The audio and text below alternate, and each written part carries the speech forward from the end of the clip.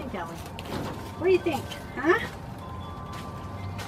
Hi everybody, Sharon here. Welcome back to my channel and welcome back to another episode of my 2020 garden. So today is another bright sunny day here in southeastern Wisconsin. It is a very rare 60-degree day for March. Very warm. In the greenhouse here it is 85 degrees, so I'm a little warm. I'm not used to this. I'm not, to us here in this part of the state, 35 is warm, so it's pretty warm in here. It is really windy, so you're going to hear the greenhouse creaking, but it's holding together pretty well. I've been pretty happy with this greenhouse actually.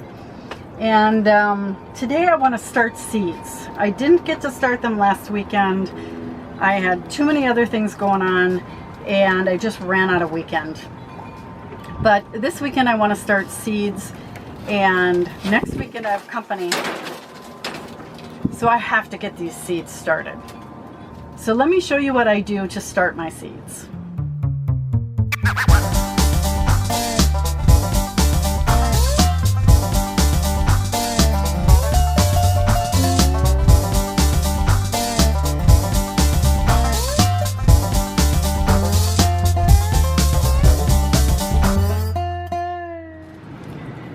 So I talked to you a couple weeks ago about my garden journal. I've already got dirt all over it. And how I went through and did a seed starting schedule. Now our average last frost date is May 11th.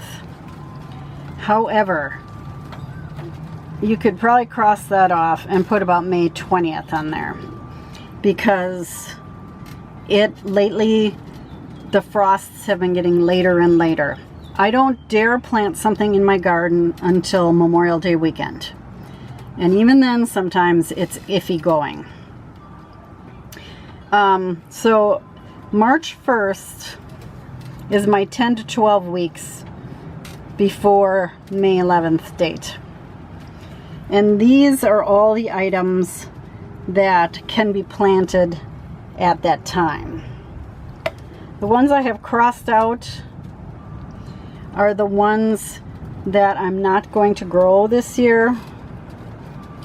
And the ones that have X's are ones that I started in my winter sowing. But I may want to start them normally just to kind of compare the difference between winter sowing and regular seed starting. Now, I did not get to work on my seed starting last weekend, like I mentioned before. And next weekend I've got company coming, so I have to start my 10 to 12 weeks out and my 8 to 10 week out seeds, because I'm not going to get a chance to start them, and then it'll be the end of March before you know it, and I will not have any of these things planted. So let's look at what the 8 to 10 week seeds are. So 8 to 10 week seeds are supposed to be planted on March 15th. And these are the seeds that I would normally plant. Again, the crossed off ones are ones I'm not going to do, and the ones with X's are the ones that I have planted in my winter sowing. If you're interested in what I planted for my winter sowing or how I did it, just check the eye up here in the corner. Now that I have an idea of what I'm going to plant, I like to sort my seeds by start date. So this group of seeds is my first planting, 10 to 12 weeks out. A lot of your herbs you can plant, thyme, oregano, parsley, those are all herbs that you can plant 10 to 12 weeks out. Cilantro, dill, and these ground cherries. These take a really long time to germinate, so I put those in there too. I have celery in here. Celery takes a real long time to germinate.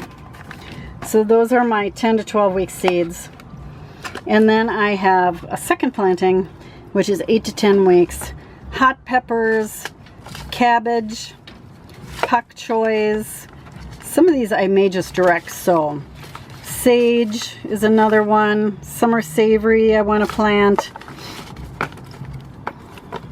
And I think that is it. And then also some onions. Now I am also planting seeds for the kids at church. We're going to do a seed planting, and I teach them how to plant seeds, but I also want something to give to them when they leave. I'm going to have bean seeds that I'll start in a couple weeks, and I also want to have some peppers and tomato seeds. So I'm going to start a bunch of those for them. Another thing that I will start from seed are my annual flowers. I've got a lot of my marigolds in here, cosmos,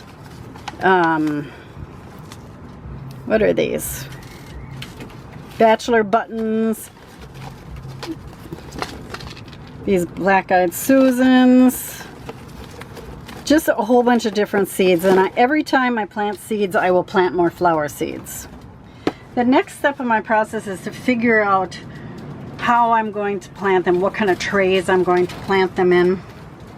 So for instance, my onions, I bought these seed trays. I'll just fill this up with seed starting mix, scatter the onion seeds in here, and they will stay in this tray until I put them in the ground. So I can fit, and then I have these trays. This is just a garden tray. I have these trays that will hold these other trays, because these ones have holes in them. I don't know if you can see that or not. See that? And they fit in here pretty well. Then I can bottom water things, which is what I like to do when I start seeds inside. These type of cells, these have 6 cells in them. I like to use these for herbs because I like to split my herbs. So what I'll do is I'll plant them in here, broadcast the seed, cover it up, and then as they get bigger, I'll split them and transplant them into 2. Then again, I'll split them again, transplant them into 4. So every cell here will give me 4 plants. So that's a lot of plants when you think about it. 24 plants from one little pack here, but I am also going to be selling these too as we go through our day, or as we go through the year. So I want to make sure I have enough. So I like this size for the herbs. So this size, I thought I had more of these, but I don't. This is the 9-pack, and for these type of things, items that take a little longer to grow, I will put in these. And a little longer to grow, and I don't want to split them. So for instance, this Aunt Molly's ground cherry, I will plant in here, and I'll do 1 pack of these. I'm pretty sure I won't get 9 plants out of here because these seeds are from 2 years ago. So we'll see how they germinate. So that's how I'm going to plant those. These type of trays. These are new to me this year. You can see how deep they are, a couple inches deep, and they are round. You could plant onions in here. I'm going to plant flowers in here. And it'll be perfect for me just to be able to pop it up and plant my flowers in here. I have other ones that I plant flowers in. Let me go get them. These particular ones I really like for flowers because you can get 5 flowers, and I usually put each variety in here because, for instance, in my flower seeds I have a bunch of different marigolds. Those. Then I have a bunch of different cosmos. Those. So I can do 1 row of each 1 row of each type of variety. Seed starting mix. This is my brand of choice. You can use whatever you want. You can use potting mix. You can use seed starting mix. I know there are several brands out there. Burpee's got one that's at Menards and Home Depot. Whatever. But I happen to have a Stein Garden and Gifts near my house, and I get twice the germination rate out of their seed starting mix versus any other. I don't know why. It seems like it's the same thing. You can use coco coir to start your seeds, whatever you want to start your seeds in. I choose to use this.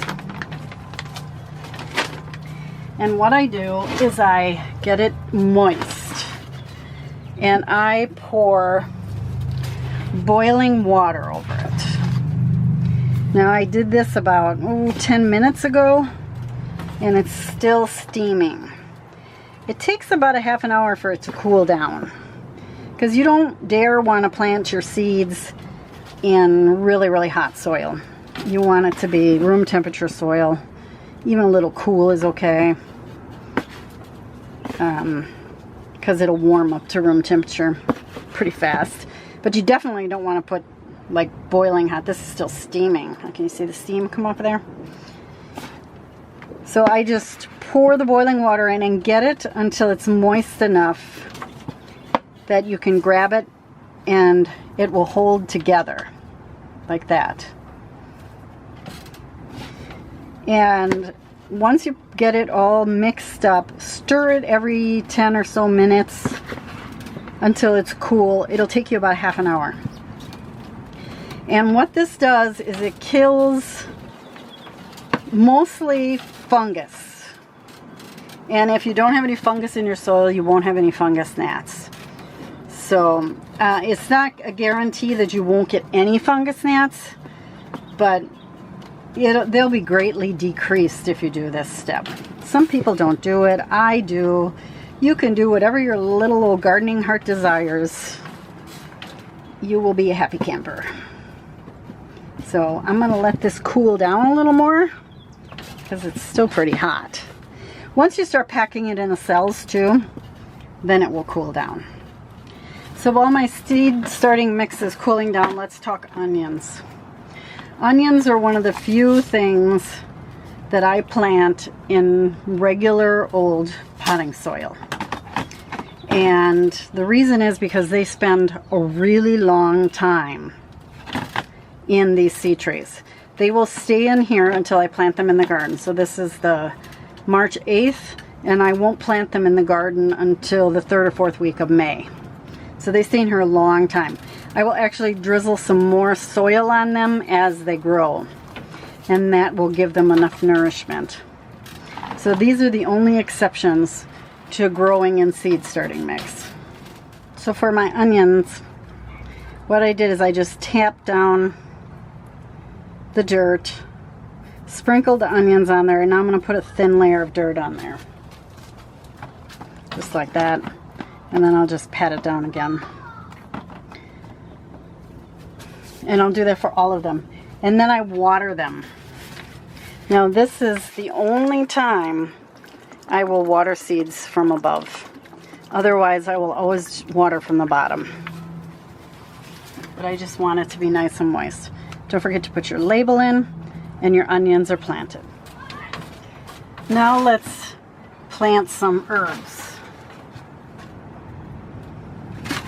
So the seed starting mix is cool enough, at least the stuff on top, that I can put this in here. So there's just a little bit of room here, because I'm going to sprinkle the herbs on top and then cover them. I put sage in here. This is one of my favorite of all time parsleys, this triple curled parsley. So overseeding is just, let's switch these around, exactly what it sounds like.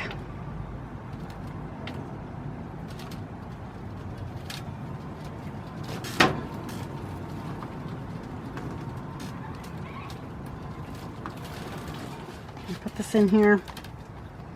just broadcast.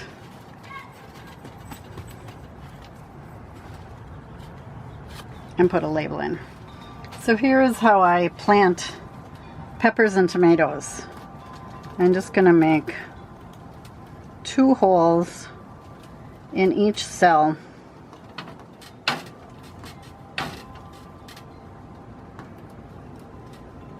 Doesn't have to be perfect. And then I just take the seed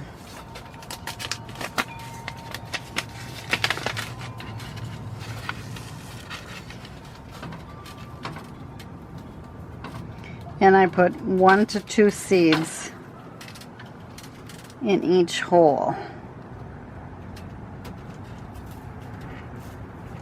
These are old seeds, so I'm going to put 2.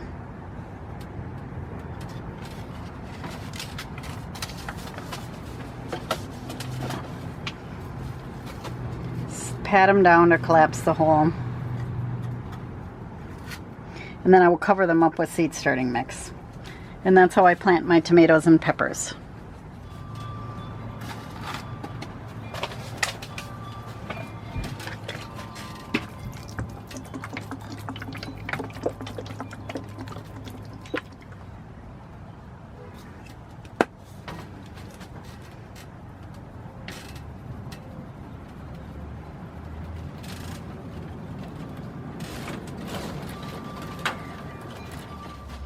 Okay, now that I've got them all planted, I put a little bit of water on the top to help the dirt settle and to make contact with the seeds, because once the dirt makes contact with the seeds and they have that moisture, they will start to germinate.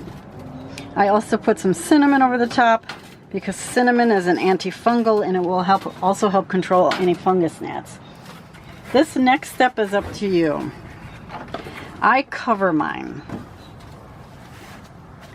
So I put one of these plastic clear covers over the top of mine until they pop through. Once they pop through, I take the cover off.